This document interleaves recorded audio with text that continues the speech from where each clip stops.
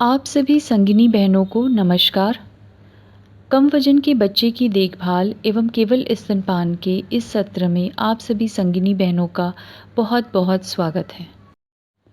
इस प्रशिक्षण सत्र में हम चर्चा करेंगे कम वजन के बच्चे किसे कहेंगे, उनका वर्गीकरण किस प्रकार से करेंगे, कम वजन के शिशुओं को होने वाली दिक्कतों के बारे में बात करेंगे, उनके प्रबंधन के लिए कंगारू मदर केयर किस प्रकार से उपयोगी हो सकता है, केवल स्तनपान के फ़ायदे, उसकी सही स्थिति और उससे जुड़ी हुई धारणाओं और सही तथ्य के बारे में चर्चा करेंगे।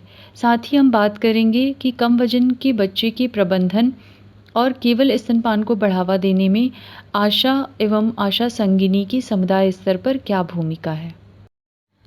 संगिनी बहनों, किसी भी आशा क्षेत्र में कुल जीवित जन्मे बच्चों में से लगभग 27% बच्चे कम वजन के होते हैं। ऐसे बच्चों की मृत्यु की संभावना अधिक होती है। जब भी आप क्षेत्र भ्रमण के लिए जा रही हैं, तो अपनी क्षेत्र के अंतर्गत आने वाली आशाओं से इसके बारे में अवश्य बात करें और यदि कम वजन के बच्चे हैं उस क्षेत्र में, तो उनका फॉलोअप अवश्य करें। सामान्यतः जन्म के समय स्वस्थ बच्चे का वजन 2.5 किलोग्राम से 4 किलोग्राम तक होता है। यदि बच्चे का वजन जन्म के समय 2.5 किलोग्राम से कम है, तो उसे हम कम वजन का बच्चा कहेंगे। जैसा कि हमने शुरू में ही बात की कि जन्म के समय यदि बच्चे का वजन कम है, तो उनमें मृत्यु की संभावनाएं अधिक होती हैं। इसके साथ साथ उनमें अन्य कठिनाइयां भी हो सकती हैं, जैसे कि सांस लेने में परेशानी, रक्त में शर्करा की कमी, संक्रमण की संभावना अधिक होती है। ऐसे बच्चों में अस्पताल में कई दिनों तक रुकना पड़ सकता है, क्योंकि बीमारी जल्दी ठीक नहीं होती है, बच्चे में प्रतिरोधक क्षमता कम होती है, माँ और बच्चे के बीच लगाव में कमी होती है, स्तनपान करने में परेशानी होती है बच्चे को ठंडा बुखार या हाइपोथर्मिया हो सकता है। साथ ही जैसे कि हमने बात की, नवजात की मृत्यु की संभावना भी अधिक होती है। जन्म के समय जिन बच्चों का वजन 2500 ग्राम से कम है, उनको 2 श्रेणियों में बाँटा जा सकता है। पहला 2500 ग्राम से कम से 1800 ग्राम तक वजन के जो बच्चे हैं और जिनमें कोई भी चिकित्सकीय समस्या नहीं है। आमतौर पर ये बच्चे स्टेबल होते हैं, उनको कंगारू मदर केयर देकर उनका प्रबंधन किया जा सकता है। दूसरे वो बच्चे जो 1800 ग्राम से कम हैं, वो अनस्टेबल होते हैं और उन्हें तत्काल एनबीएसयू और एसएनसीयू में संदर्भित करना चाहिए, जिससे उनका समय से उचित उपचार हो सके। समुदाय स्तर पर केएमसी द्वारा कम वजन के बच्चों का प्रबंधन किया जा सकता है। केएमसी से यहाँ हमारा तात्पर्य है kangaroo mother care. Kangaroo mother care जन्म के समय कम वजन के शिशु की देखभाल का एक सरल तरीका है, जिसमें कि माँ या अन्य कोई भी देखभालकर्ता की त्वचा से नवजात की त्वचा को संपर्क में रखा जाता है और नवजात को केवल और बार बार स्तनपान ही कराया जाता है। एक दिन में कम से कम लगभग 6 से 8 घंटे नवजात शिशु को केएमसी दिया जाना चाहिए।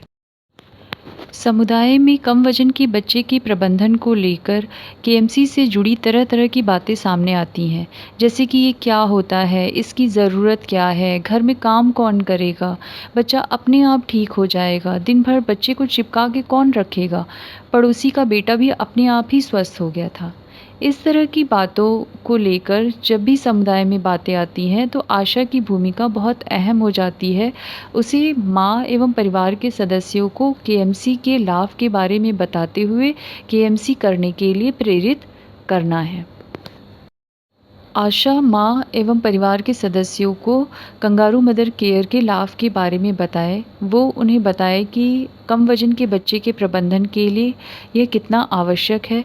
इसको करने से तापमान स्थिर हो जाता है, स्तनपान को बढ़ावा मिलता है, संक्रमण से बचाव होता है, माँ एवं नवजात के बीच में लगाव बढ़ता है, नवजात का विकास अच्छी तरह से होता है और इसका कोई खर्च भी नहीं लगता है। कंगारू मदर केयर देने से कम वजन के बच्चे की मृत्यु की संभावना को तेज़ी से कम किया जा सकता है। जैसा कि हमने पहले भी बात करी कि कंगारू मदर केयर से हमारा तात्पर्य है माँ या अन्य किसी देखभालकर्ता की त्वचा से बच्चे की त्वचा को 6 से 8 घंटे तक लगा के रखना एक दिन में और उसे बार बार केवल स्तनपान ही कराना। आइए अब केएमसी के बारे में थोड़ा और जानकारी ले लेते हैं। जब भी माँ या कोई भी देखभाल करता केएमसी दे रहा है, उससे पहले वो हाथ को साबुन और पानी से अच्छी प्रकार से धो लें। नवजात को मेढक जैसी मुद्रा में माँ के वक्ष से लगाएं। यदि कोई और दे रहा है तो उसका वक्ष साफ होना चाहिए। शिशु को माँ की त्वचा से लगाकर एक कपड़े में लपेटें। शिशु को दिन भर में कम से कम 6 से 8 घंटे केएमसी देना है और बच्चे को उतने दिन तक केएमसी देते रहें जब तक कि बच्चे का वज़न बढ़ना शुरू ना हो जाए और बच्चा स्वस्थ ना लगने लगे। शिशु को स्तनपान कराते रहें। कंगारू मदर केयर घर का कोई भी सदस्य दे सकता है जिससे किसी भी प्रकार का कोई संक्रमण ना हो। कंगारू मदर केयर में माँ की त्वचा से बच्चे की त्वचा के संपर्क के साथ साथ केवल स्तनपान कराना भी एक महत्वपूर्ण घटक है। जन्म के तुरंत बाद स्तनपान कराना प्रारंभ किया जाना चाहिए, यानी कि जितनी जल्दी से जल्दी हो सके बच्चे को माँ के स्तनों से लगाना चाहिए और उसे पहला पीला गाढ़ा दूध अवश्य पिलवाया जाना चाहिए, उसे फेंका नहीं जाना चाहिए। केवल स्तनपान से यहाँ हमारा अर्थ है कि बच्चे को 6 महीने तक केवल माँ का ही दूध दिया जाए, उसे कोई भी तरल पदार्थ, ठोस पदार्थ या कोई भी ऊपर से गाय का दूध, बकरी का दूध, पानी, शहद, घुट्टी कुछ भी ना दिया जाए। केवल स्तनपान कराने से माँ एवं शिशु दोनों को ही फायदे हैं। पहले हम शिशु को होने वाले फ़ायदों की बात करेंगे। माँ के दूध में वही सभी पोषक तत्व होते हैं जो शिशु के पोषण एवं वृद्धि के लिए आवश्यक होते हैं। शिशु का शरीर माँ के दूध को आसानी से पचा सकता है और इसे आसानी से उपयोग में लाया जा सकता है। माँ का दूध बच्चे के शारीरिक और मानसिक विकास के लिए अच्छा होता है, इससे बच्चे का विकास तेज़ी से होता है। शिशु को केवल स्तनपान कराने से प्रतिरोधक क्षमता बच्चे की बढ़ती है और शिशु कम बीमार पड़ता है। शिशु को स्तनपान कराने से नवजात की शिशु मृत्यु दर कम होती है। आइए अब स्तनपान कराने से माँ को होने वाले फ़ायदों की बात कर लेते हैं। प्रसव के तुरंत बाद स्तनपान की शुरुआत जितनी जल्दी से जल्दी हो सके करने से खून का बहना जल्दी बंद हो जाता है। स्तनपान कराने से गर्भाशय सिकुड़ने लगता है और आंवल जल्द बाहर आ जाता है। प्रसव के बाद 6 माह तक केवल स्तनपान कराने से दोबारा गर्भवती होने की संभावना कम होती है। स्तनपान कराने से स्तन तथा गर्भाशय के कैंसर होने की संभावना कम हो जाती है। माँ और बच्चे में भावनात्मक जुड़ाव बढ़ता है। माँ जितना दूध पिलाती है उसे उतना ही दूध बनता है और यह बच्चे के लिए पर्याप्त होता है, जिससे बच्चे को भूखे रहने की संभावना कम हो जाती है। केवल स्तनपान से माँ एवं शिशु को ही नहीं, परिवार को भी फ़ायदा होता है। यह आसानी से उपलब्ध हो जाता है और इसमें खर्च भी कम आता है।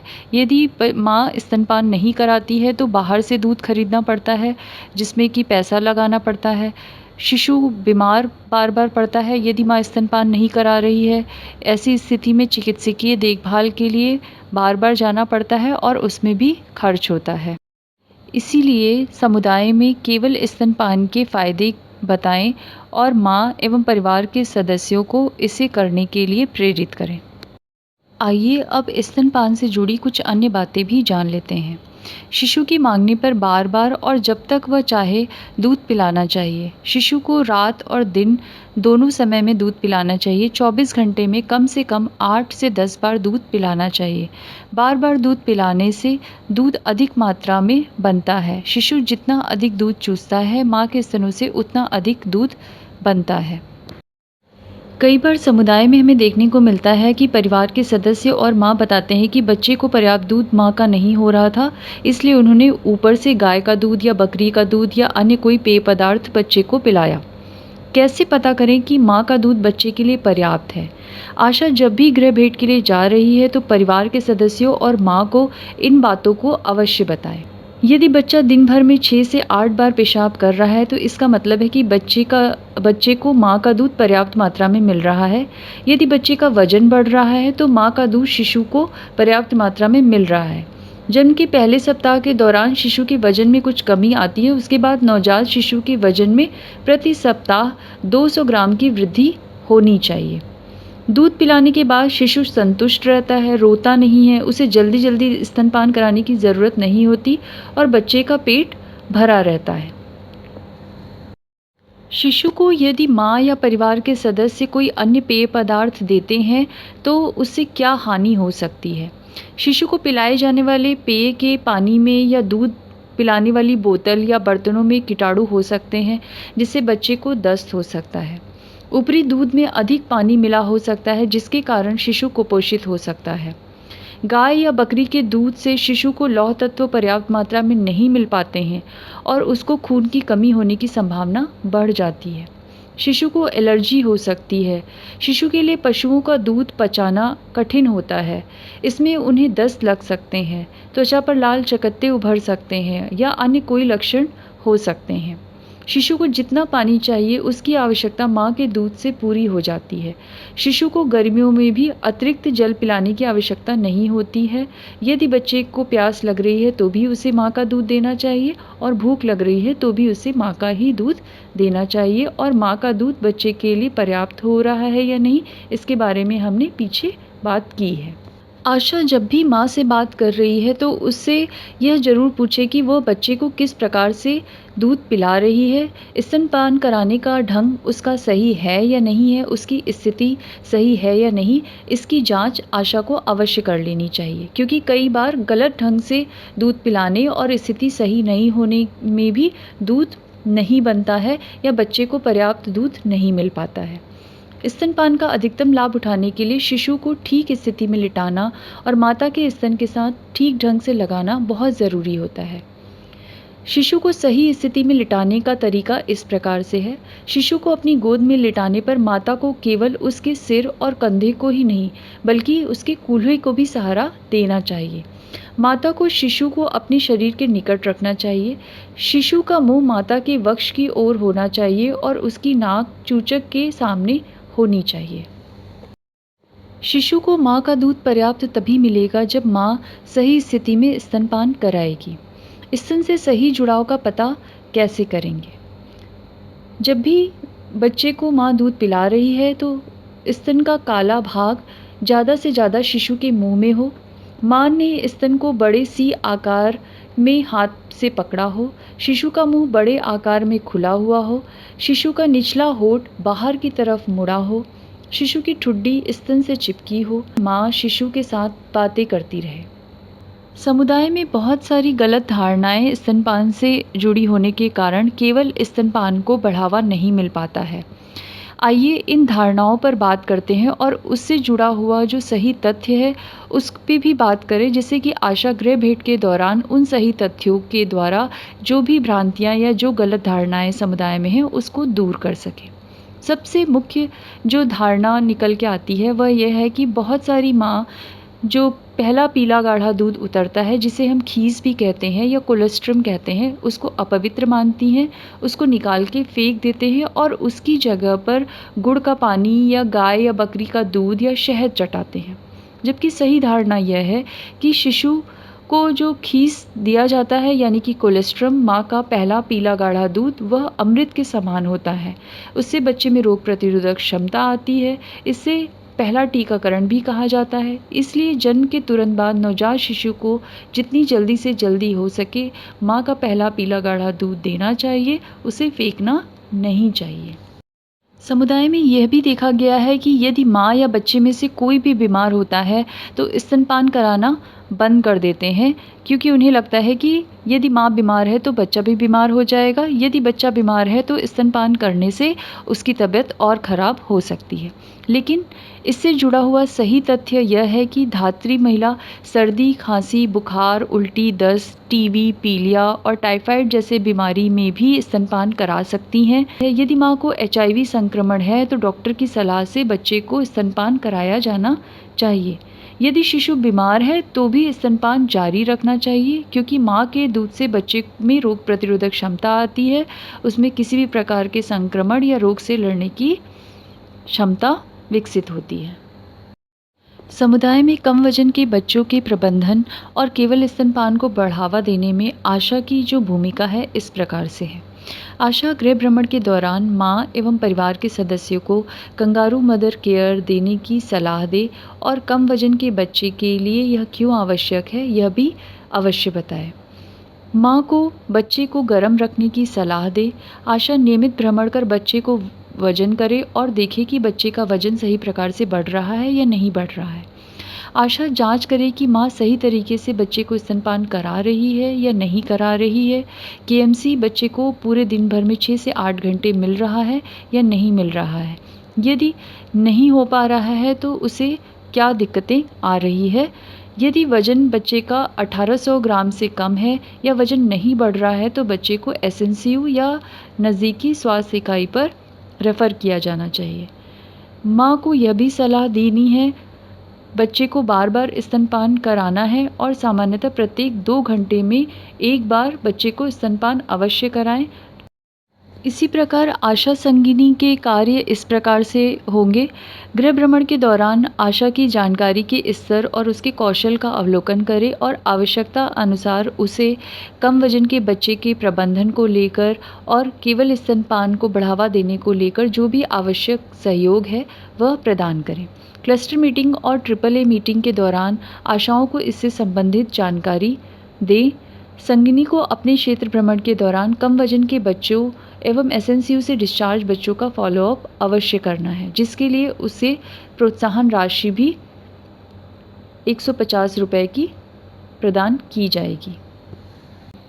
एसएनसीयू से डिस्चार्ज नवजात शिशु एवं एनआरसी से जो बच्चे डिस्चार्ज होते हैं उनमें मृत्यु की संभावना अधिक होती है, अतः उनका समय समय पर फॉलोअप करके उन्हें बचाया जा सकता है। इस हेतु भी संगिनी को प्रतिपूर्ति राशि प्रदान की जाएगी, जो इस प्रकार से है। पहला, संगिनी क्षेत्र में भ्रमण के दौरान यदि उच्च जोखिम वाले नवजात शिशुओं, उनमें भी जो जन्म के समय 1800 ग्राम से कम वजन वाले नवजात हैं और एसएनसीयू से जो डिस्चार्ज नवजात शिशु हैं, उनके घरों का भ्रमण कर फॉलोअप अगर संगिनी सुनिश्चित करती है तो उसको अधिकतम रुपये 150 की प्रतिपूर्ति राशि देय होगी। इसी प्रकार दूसरी जो प्रतिपूर्ति राशि है उसमें संगिनी क्षेत्र की यदि आशाओं द्वारा एचबीएनसी भ्रमण के दौरान बीमार नवजात शिशुओं को रेफ़र किया जा रहा है और पोषण पुनर्वास केंद्र से जो डिस्चार्ज बच्चे हैं उनका फॉलोअप सुनिश्चित किया जा रहा है, तो भी संगिनी को अधिकतम रुपये 100 की प्रतिपूर्ति राशि देय होगी। इस पूरे सत्र में कम वजन के बच्चे के प्रबंधन और केवल स्तनपान को लेकर हमने जो कुछ भी सीखा है, आइए एक क्विज़ के माध्यम से इसे दोहरा लेते हैं। आपको आगे कुछ प्रश्न दिए जाएंगे। प्रत्येक प्रश्न के 4 विकल्प हैं। उन विकल्पों में से ही कोई एक सही उत्तर है जिसे आपको चुनना है और सही उत्तर बताकर अगले प्रश्न पर आगे बढ़ना है। क्विज़ का पहला प्रश्न इस प्रकार से है, जन्म के समय कम वजन का शिशु किसे कहेंगे? विकल्प इस प्रकार से हैं, 2500 ग्राम वजन के शिशु को, 2800 ग्राम वजन के शिशु को, 2500 ग्राम से कम वजन के शिशु को या 3000 ग्राम से कम वजन के शिशु को। इसका सही उत्तर है, जन्म के समय यदि बच्चे का वजन 2500 ग्राम से कम है तो हम उसे कम वजन का शिशु कहेंगे। दूसरा प्रश्न इस प्रकार से है, कम वजन के बच्चे को एक पूरे दिन में कम से कम कितने घंटे केएमसी दिया जाना चाहिए? विकल्प इस प्रकार से हैं, 3 से 4 घंटे, 6 से 8 घंटे, लगभग 2 घंटे या जितना समय मिले माँ को उतना केएमसी दिया जाना चाहिए। इसका सही उत्तर है, कम वजन के बच्चे को एक पूरे दिन में कम से कम 6 से 8 घंटे केएमसी दिया जाना चाहिए। तीसरा प्रश्न, जन्म के समय कितने ग्राम तक का शिशु होने पर तत्काल एसएनसीयू रेफ़र किया जाना चाहिए? विकल्प इस प्रकार से हैं, 1800 ग्राम से कम वजन के शिशु को, 2800 ग्राम वजन के शिशु को, 2500 ग्राम से कम वजन के शिशु को या 3000 ग्राम से कम वजन के शिशु को। इसका सही उत्तर है, जन्म के समय यदि बच्चे का वजन 1800 ग्राम से कम है तो शिशु को तत्काल एसएनसीयू रेफ़र किया जाना चाहिए। क्विज़ का चौथा प्रश्न, कैसे पता चलेगा कि बच्चे को माँ का दूध पर्याप्त मात्रा में मिल रहा है? विकल्प इस प्रकार से हैं, बच्चा दिन भर में 6 से 8 बार पेशाब करता है, बच्चा दिन भर माँ का दूध मांगता रहता है, बच्चा रोता रहता है, या उपरोक्त सभी? इसका सही उत्तर है, यदि बच्चा दिन भर में 6 से 8 बार पेशाब करता है तो बच्चे को माँ का दूध पर्याप्त मात्रा में मिल रहा है। आखिरी प्रश्न इस प्रकार से है, केवल स्तनपान कराने से माँ को क्या फ़ायदा है? विकल्प इस प्रकार से हैं, माँ को कोई बीमारी नहीं होती है, माँ को कोई फ़ायदा नहीं है, गर्भाशय सिकुड़ने लगता है और आंवल जल्द बाहर आ जाता है। इसका सही उत्तर है, केवल स्तनपान कराने से माँ का गर्भाशय सिकुड़ने लगता है और आंवल प्रसव के बाद जल्दी बाहर आ जाता है। यह माँ को फ़ायदा होता है। संगिनी बहनों, आशा करते हैं इस सत्र में कम वजन के बच्चे के प्रबंधन और केवल स्तनपान को लेकर दी गई जानकारी आपको क्लस्टर बैठक में क्षमतावर्धन सत्र संचालन में मदद करेगी।